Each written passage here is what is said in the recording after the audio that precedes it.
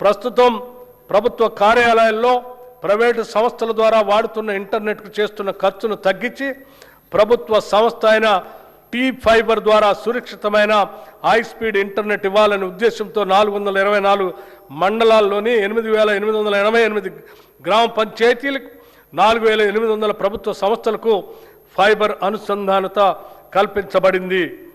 ఈ సంవత్సరాంతానికి 50,000 ప్రభుత్వ సంస్థలకు ఈ సౌకర్యం కల్పించాలని లక్ష్యంగా పెట్టుకున్నాం.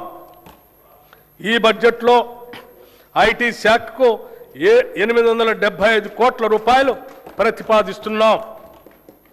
పరిశ్రమల రంగం రాష్ట్ర GSDPలో పరిశ్రమ రంగం వాటా 3,04,217 కోట్ల రూపాయలు.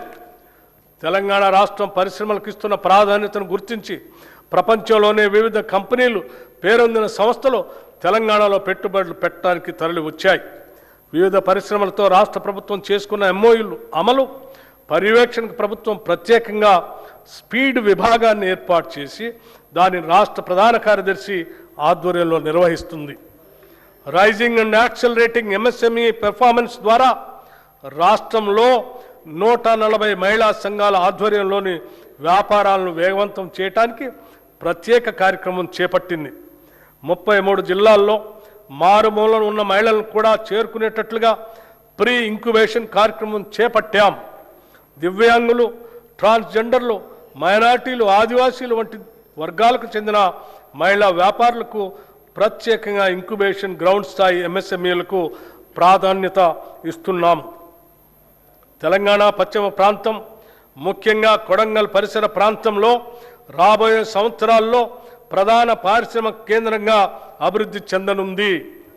ఈ నేపథ్యంలో రాబోయే రేడియల్ రోడ్ 2 సమీపంలో భారీ పారిశ్రామిక పార్కుల కోసం ప్రభుత్వం భూములను సమీకరించేందుకు ప్రణాళికలు రూపొందించింది.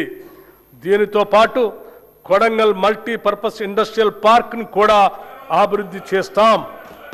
కేంద్ర ప్రభుత్వం సహకారంతో జహీరాబాద్ ఇండస్ట్రియల్ స్మార్ట్ సిటీ ప్రాజెక్టును అభివృద్ధి చేస్తున్నాం. ఇది 3,245 ఎకరాల విస్తీర్ణంలో జాతీయ పారిశ్రామిక కారిడార్ అభివృద్ధి కార్యక్రమంలో భాగంగా అమలవుతుంది.